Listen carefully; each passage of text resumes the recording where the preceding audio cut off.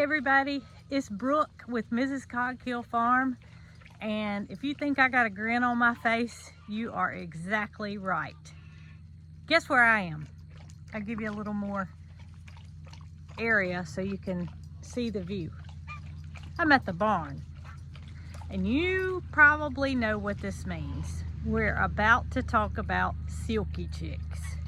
So I'm not gonna keep you waiting. We're gonna jump to it. So y'all, let's go inside and let's see how many Silky chicks hatched. I'm inside the barn, and I know you just heard a goose, but that's not what I wanted you to hear. I'm gonna put your ear up to it and see if you can hear what I'm talking about.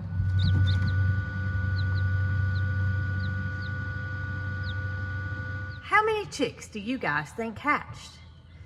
There were 5 eggs, and when I candled them, 4 were fertile. So out of those 4, how many hatched? Are you ready? You guys guessed right if you guessed 4 chicks. And they're all dark. Here's number 4. This is the last one to hatch. You can see how much smaller it is. I've got my paper towels here on top to keep them safe. And y'all, look at how they take their little egg tooth and chisel away at that egg until they get out of the shell. So out of those 4 eggs that were fertile, all 4 hatched. Y'all may think that doesn't look good. That's just an indication that they have not had a first meal yet. So I've got a little box here that I'm gonna place all 4 chicks in easily.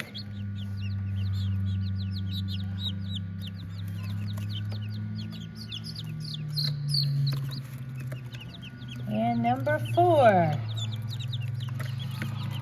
So I've got the brooder already prepared for these 4 little babies. And by prepared, I mean I've got it heated up. I've got their water with some rocks inside. And I've also got some chick starter that is non-medicated that's been ground up in a blender. Because these are very, very small chicks. And they have a hard time eating, to be honest with you. So also I've got what I would call Fort Knox going on over here. We all know that I gotta let Dee Dee in. She's poking her nose through the crack. Come on, baby. We all know that cats or kittens can be mischievous. And I don't want them to get any ideas about trying to get in here and get my chicks.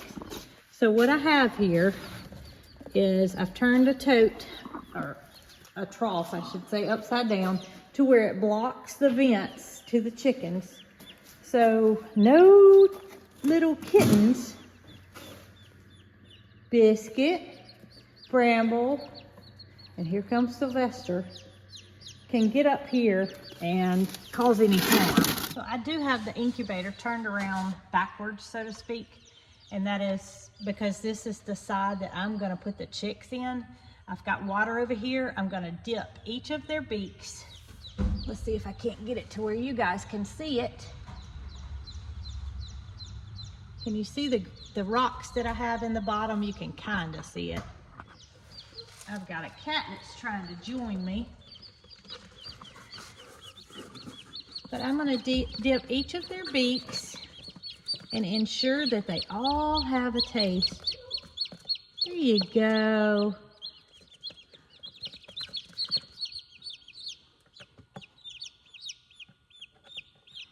And the rocks are just simply to keep them from drowning. If they were to get their whole body down in there, no, baby.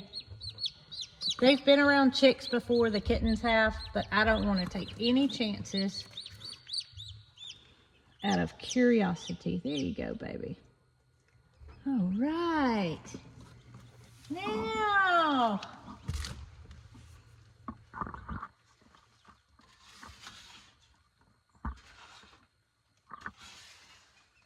Y'all, I cannot believe all 4 eggs hatched.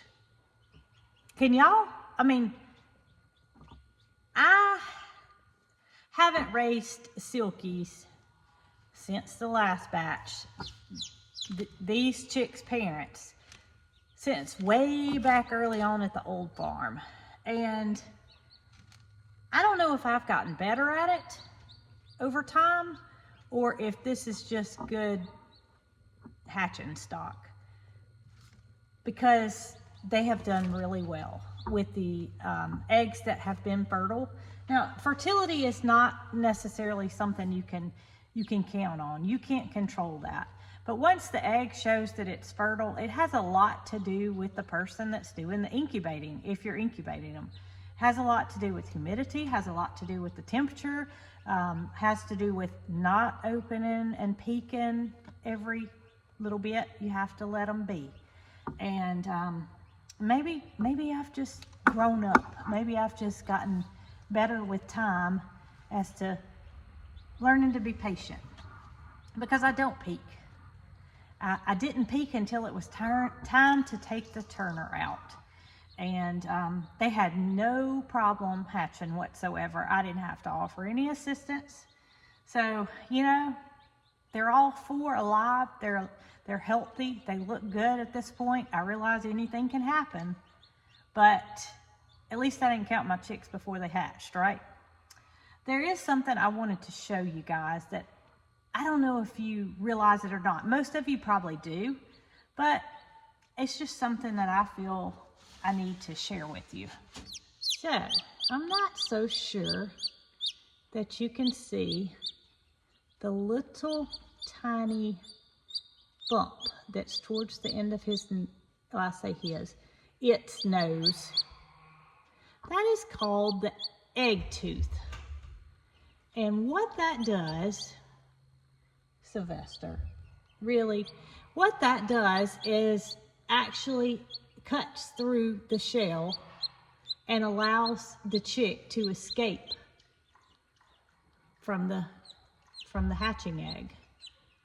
So I hope I've done a good job at showing that. It's not real prevalent, but it's there. So anyway, I just wanted to show you guys that may not realize that they actually have an egg tooth. And I've got the shells that the chicks were hatched out of here, and I want to show you. I kind of showed you earlier, but you see the break all the way around. This one may be even an even better model to show you, but it's kind of even all the way around. And the chick uses that egg tooth to lift the top off. He pushes with his body to lift the top off, but makes a cut all the way around the shell so that he can escape. I mean, I think that is just one of the coolest things about hatching eggs. But to say that I am thrilled that all 4 eggs hatched is an understatement. I'm thrilled to see that 4 eggs hatched, and I do realize that black is a dominant color. I had a feeling that there were gonna be some dark chicks, but my gracious, 4 all dark colored chicks. One of them does appear to have a little barred pattern going on, but it's still a dark color.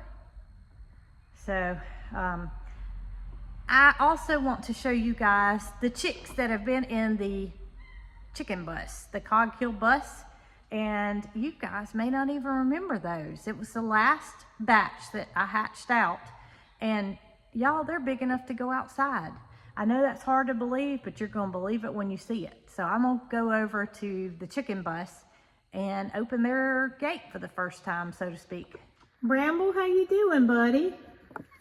Yeah, I said I was gonna build y'all a kitty city, but I really don't think that's necessary. I think you guys have built your own kitty city. Y'all spend most of your days walking around the edges of the barn. It goes all the way around, and then you've got your high spots over here. I occasionally see you on the milk room roof. Who knows where y'all are gonna be next? But I think y'all are very, very satisfied living in the barn. And we have 2 neutered male cats now. Bramble and Sylvester are both fixed, so no chance of unwanted babies. And Miss Biscuit has an appointment to be fixed. She's just got to wait her turn. But I think you guys are enjoying the barn life, that's for sure. Where is Biscuit anyway? Here comes Sylvester. Come on around, buddy.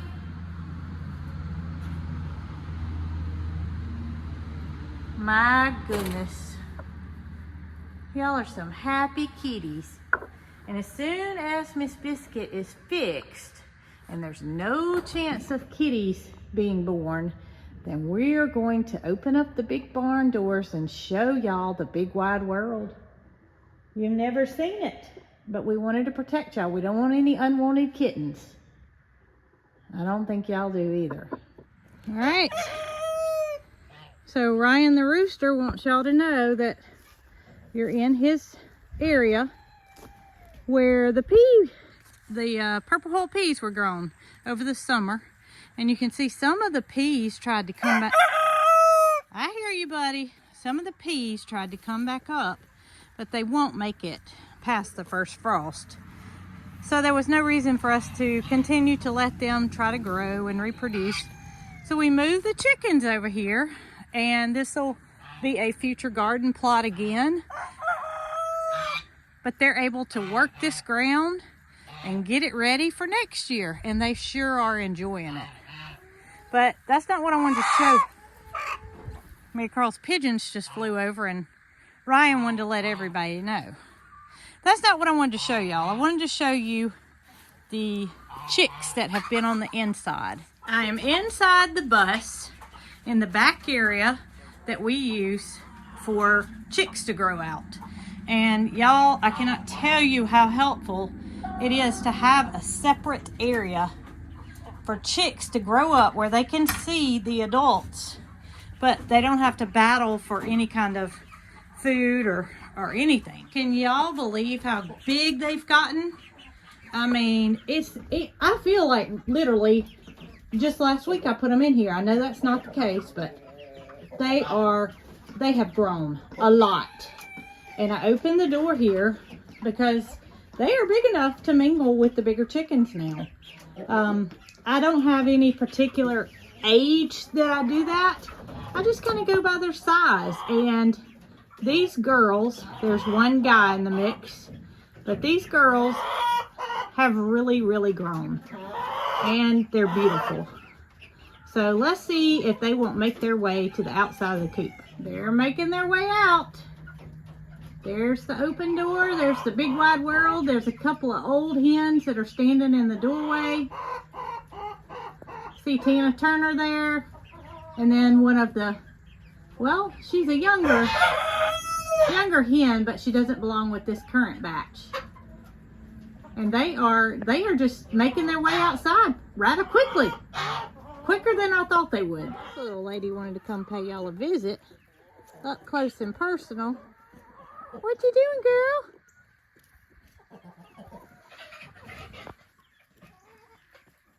Ryan's pecking away at the pumpkin. Jason put the pumpkin in here for the kids video. If y'all are unaware, we now have a kids channel. It's called Cog Hill Farm Kids.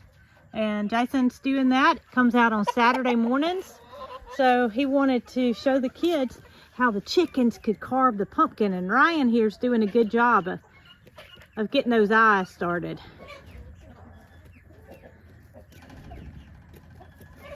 He's a beautiful Dominique rooster. And here is the hen to his breed, the Dominique. Ryan, you gonna let the ladies have a shot? Here comes Squash, one of our old Turkins or naked necks. She's gonna give it a try. But you can see there's not any of the new chickens over here. There's Goat. Chicken. Talk about it, Ryan. What you doing? You must have had your Cog Hill coffee this morning, did you, buddy? Huh? Pumpkin spice? Is that your flavor? And that was just perfect for Ryan to be pecking on a pumpkin since we just released a new flavored coffee, and that is pumpkin spice. Alrighty. Won't be long and the Silky chicks will be big enough to go in the back of the bus, which is where we let the little chicks go until they're big enough to live in the big wide world.